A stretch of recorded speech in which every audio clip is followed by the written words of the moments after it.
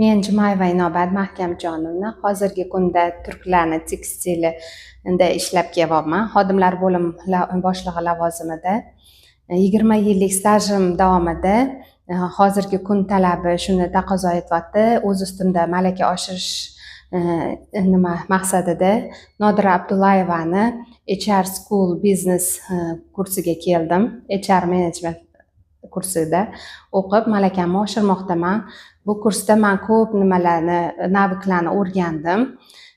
Hozirgi kundagi biznes bo'yicha xodimlarni qanaqa boshqarish, rahbarlarga kadrdan farqli o'laroq xodimlarni boshqarib, rahbarga yordam berish maqsadida shu HR sohamni yanada rivojlantirishga qaror qildim.